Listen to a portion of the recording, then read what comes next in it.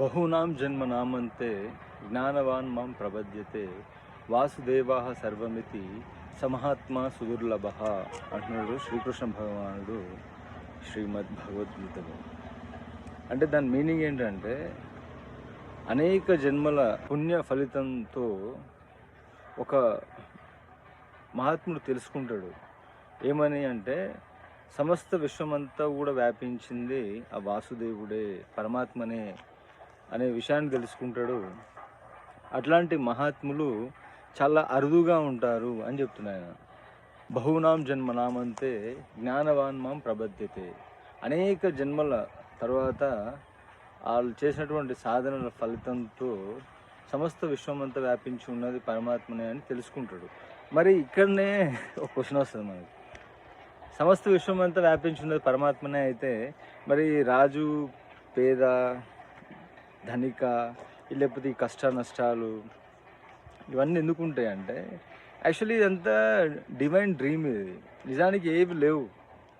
ఆ టైంకి అదంతా అనిపిస్తుంది, కానీ దాని రూట్స్లోకి వెళ్తే అదంతా ఏం లేదు. మరి అదంతా నిజమే అయితే గౌతమ్ బుద్ధుడు ఆఫ్టర్ ఎన్లైటన్మెంట్ తర్వాత కూడా ఆయన వృద్ధుడవుతాడు, ఆయనకు చావు వచ్చింది, ఆయన రక్తహీనత అంటే ఆయనకు కూడా వ్యాధి వచ్చింది, అవన్నీ జరిగినాయి. అంటే ఆయన తెలుసుకున్నాడు అవన్నీ జస్ట్ పైన ఉన్నాయి, లోపల అదంతా ఏం లేదు అనేది తెలుసుకున్నాడు ఆయన. అవన్నీ ఇండిఫరెన్సెస్ ఎందుకు అనిపిస్తాయంటే మనము లైఫ్ తీసుకోకంటే ముందే మనకు ఒక చాయిస్ ఉంటుంది. మనం ఎట్లాంటి రోల్ తీసుకోవాలి, ఎందుకోసం వెళ్ళాలి అని మనం ఆల్రెడీ అది డిసైడ్ చేసుకొని వస్తాం. ఇక్కడికి వచ్చిన తర్వాత ఈ మాయ ప్రభావం చేత మనము మన పక్కన వాళ్ళను లేకపోతే వాళ్ళని వీళ్ళని చూసి మనం కూడా అలా కావాలని కోరుకుంటాం. ఇది సామెత ఉంది కదా, పులిని చూసి నక్క వాత పెట్టుకుందని. దాంట్లో వస్తుంది ఇదంతా సఫరింగ్. ఒరిజినల్గా ఇతడు దేనికోసం వచ్చిండు అనేది కొంత సాధన చేసి తెలుసుకొని దాన్ని అకార్డింగ్ బతకాలి అంటాడు.